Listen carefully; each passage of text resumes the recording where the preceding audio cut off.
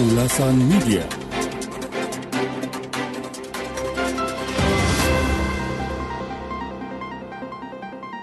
Dakta Radio Bijak Berinformasi, Cerdas Berinteraksi. Rekan Dakta, pemerintah akan menyiapkan 2 lokasi dalam peringatan upacara HUT kemerdekaan ke-79 Republik Indonesia, yakni di IKN dan Jakarta.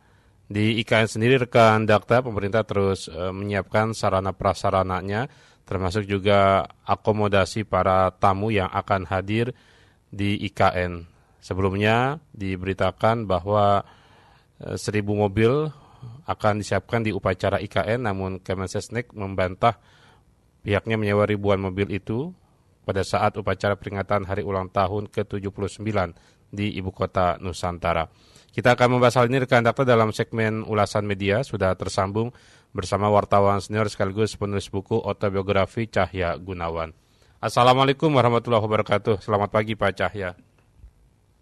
Waalaikumsalam warahmatullahi wabarakatuh. Selamat pagi Bang Jaid. Selamat pagi Pak Cahya.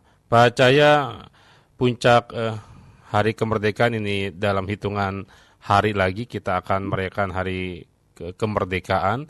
Salah satu agenda utama yakni peringatan upacara di IKN. Persiapan terus dilakukan. Bagaimana Pak Cahya mensoroti melihat dari persiapan sarana prasarana di IKN dalam peringatan upacara HUT RI ke-79, Pak? Nah, ini Bang Jaid, menurut saya ini memang pelaksanaan peringatan 17 Agustus di IKN ini terlalu dipaksakan. Jadi kan karena sarana dan prasarana di IKN ini kan belum siap semua. Tapi Presiden Jokowi ini tetap bersikukuh untuk melaksanakan acara 17-an di sana. Sementara jalan tol, infrastruktur yang lain belum jadi. Jadi akhirnya ini membebani keuangan negara. Jadi kalau acara itu tidak membebani keuangan negara sih nggak apa-apa. Ini kan semua pasti dibebankan kepada APBN kan, kepada biaya rutin di istana untuk acara itu. Jadi kenapa sih tidak acara 17-an itu dipusatkan di Istana Negara aja, sambil itu nanti mungkin di dalam upacara itu ada tambahan acara di Istana Negara Jakarta, tambahan acara untuk menjelaskan progres pembangunan IKN. Kan itu lebih elegan gitu dibanding sekarang seolah-olah ingin menunjukkan kepada masyarakat bahwa IKN ini udah jadi tapi sebenarnya belum jadi, lalu semua serba dipaksakan. Saya sih khawatir akan terjadi hal-hal yang malapetaka atau kecelakaan apa-apa, karena ini kan belum jadi semua ya. Ini kan Bang Jad, jadi nanti para tamu itu diangkutnya dari Balikpapan ke IKN karena jalur transportasinya belum selesai. Jalan tol juga belum sepenuhnya selesai juga. Demikian juga bandara di IKN belum jadi.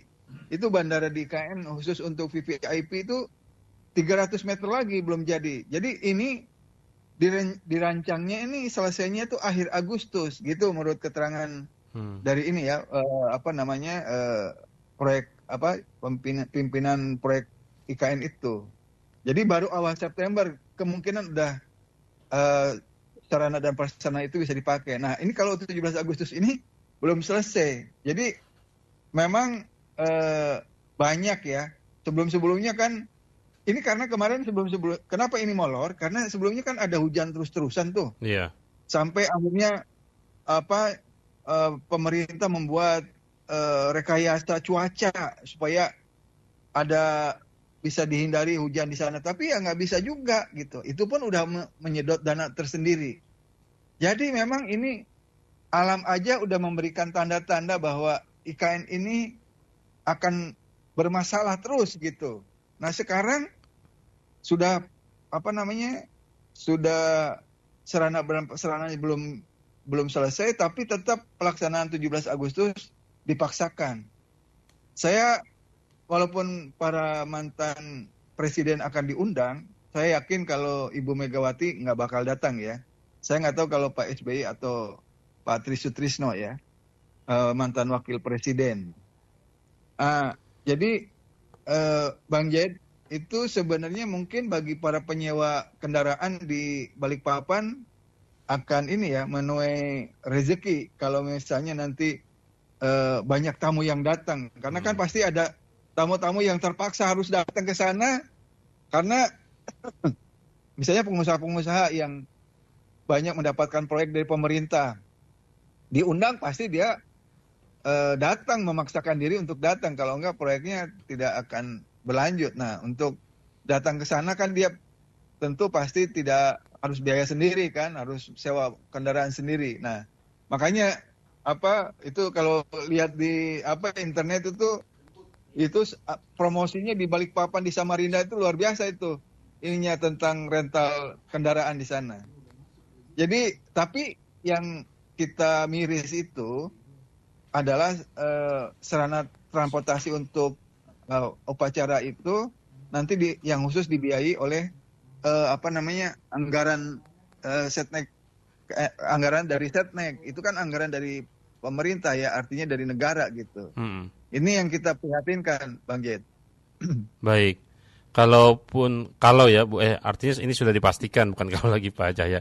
Ini kan sudah akan dipastikan berlangsung di 2 tempat, di IKN dan Jakarta. Tapi niatnya kan ini mengenalkan dan juga masa transisi agar sebenarnya IKN ini gedungnya ada dan akan dilanjutkan begitu Pak di masa pemerintahan selanjutnya. Bagaimana Pak korelasi ini Pak?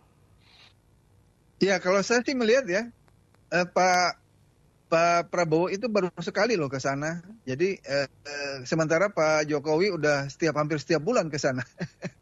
Yang jelas kemarin untuk supaya kelihatannya berhasil gitu ya progres pembangunan IKN, malah Presiden membawa influencer dan para artis. Menurut saya itu nggak ngefek juga, kecuali para artis dan influencer itu dibayar mahal oleh keuangan negara kan itu. Efeknya nggak ada, tidak semakin cepat juga pembangunan IKN gitu. Jadi menurut saya itu udah banyak ininya banyak hal-hal yang terlalu dipaksakan dalam pembangunan IKN ini. Dipaksakan, dipercepat sehingga serba di luar rencana gitu semuanya. Padahal seharusnya kan alamiah aja gitu, Bang Jet. Tidak mengejar waktu seolah Oktober ini sebelum serah terima harus selesai gitu. Saya sih nggak melihat ya dari pernyataan-pernyataan Pak. Memang pemerintahan yang baru ini akan melanjutkan pembangunan yang sudah dilakukan oleh Pak Jokowi. Tapi khusus IKN tidak terlihat adanya pernyataan tegas dari Prabowo sebagai presiden terpilih tentang tahapan-tahapan untuk melanjutkan IKN itu. Ya mungkin akan dilanjutkan, tapi secara alamiah, tidak terlalu dipaksakan. Ini kan gini, dipaksakan tuh begini.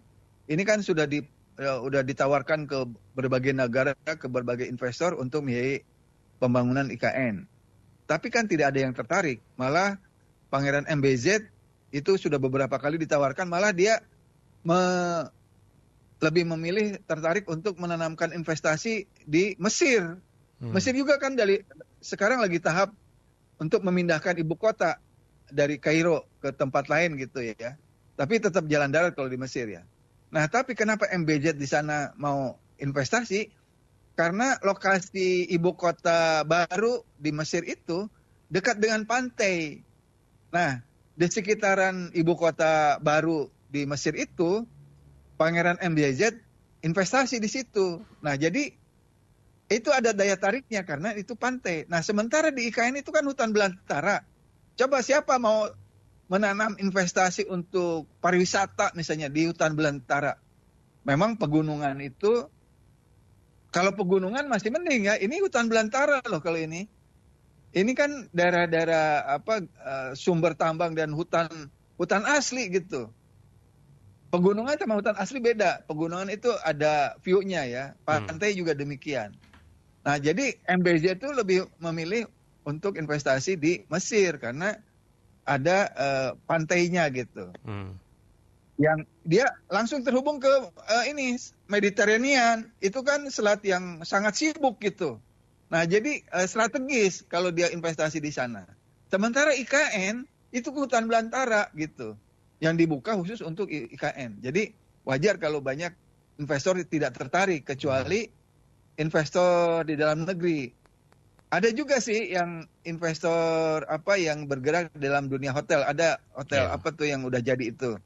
Nah, tapi itu kan pangsanya hotel itu untuk tamu-tamu negara yang akan ke IKN. Kira-kira begitu Hmm. pangsanya. Nah, kalau misalnya investasi dalam arti luas, dia itu bukan hanya untuk ke IKN, tapi juga orang datang ke sana itu bukan untuk ke IKN aja, tapi misalnya kalau seperti di Mesir misalnya nanti orang pergi ke berwisata ke daerah ibu kota baru di Mesir misalnya untuk menikmati pantai misalnya, bisa begitu ininya tujuannya. Nah, kalau di IKN kan masa menikmati hutan belantara Hmm. gitu. Nah, itu yang kurang tepatnya. Jadi kembali ke rencana pelaksanaan 17 Agustus di IKN, menurut saya memang jauh dari penderitaan rakyat. Jadi sama sekali tidak ada rasa empati dan simpati terhadap penderitaan rakyat yang sekarang ini dialami.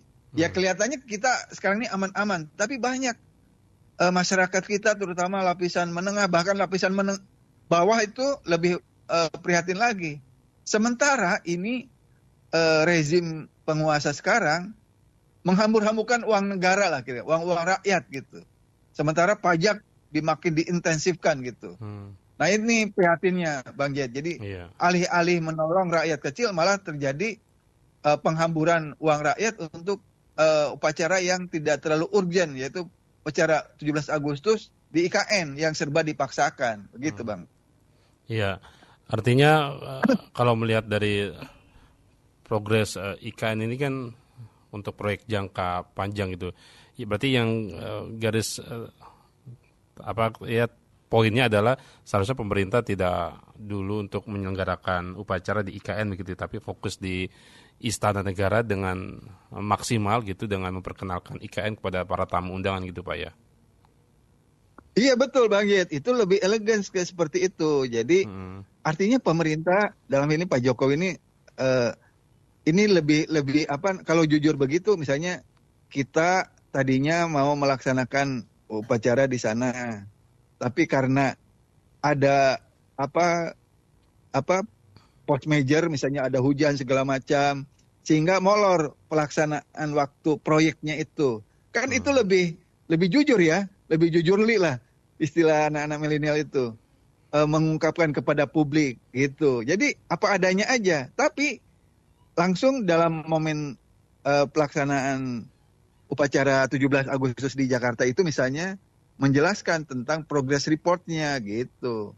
Jadi tidak masyarakat juga pasti akan paham, walaupun ada juga barangkali karena ya itulah banyak proses-proses pembangunan IKN ini kan yang banyak drama-dramanya lah, kira-kira gitu. Drama kebohongannya yang tadinya banyak investor ternyata tidak ada satupun misalnya kayak gitu. Nah, itu lebih elegan seperti itu Bang Jaja, dan artinya tidak sekarang ini kan kalau dengan dua tempat ini pasti biayanya jadi double juga. Ya di Jakarta juga, ya di IKN juga gitu. Hmm. Coba eh, melihat kepada perayaan-perayaan 17 Agustus yang dilaksanakan secara spontan oleh masyarakat bawah. Itu aja dilihat. Yang penting meriah, meriah dan dilaksanakan oleh semua. Kalau Hmm. kemeriahan itu dipaksakan, saya khawatir akan menimbulkan malapetaka gitu. Karena sesuatu yang belum siap dipaksakan itu biasanya berujung dengan kecelakaan atau apapun ya. Hmm. Mudah-mudahan itu tidak terjadi. Tapi biasanya itu kan semua itu kalau event besar, apalagi di tempat baru, itu kan perencanaannya harus matang gitu. Ini Iya. kan pasti ini perencanaannya serba dadakan ini. Paling tidak sebulan sebelumnya atau mungkin kurang dari 2 bulan ini. Hmm. Karena kan tadinya diharapkan jalan tolnya udah selesai, bandaranya udah selesai di Agustus ini. Tapi karena ada perubahan cuaca, kan akhirnya jadi molor. Hmm. Kan itu. Akhirnya rencana berubah kan gitu. biaya membengkak kan gitu. Nah itu yang harusnya plan A, plan B-nya itu tidak berjalan. Kalau misalnya plan A-nya nggak jalan, plan B, apa itu plan B-nya? Ya itu pelaksanaan 17 Agustusnya di Jakarta. Harusnya kan begitu. Ini plan A-nya nggak selesai tapi dipaksakan supaya jadi plan A. Tetap dilaksanakan upacara 17 Agustus di IKN gitu. Baik. Serba walaupun sarana dan prasarananya belum selesai semuanya. Begitu Bang Jid. Baik. Pak Cahaya, terima kasih catatannya pagi hari ini, Pak. Sama-sama Bang Jid. Terima kasih. Assalamualaikum warahmatullahi wabarakatuh. Waalaikumsalam warahmatullahi wabarakatuh. Ulasan Media.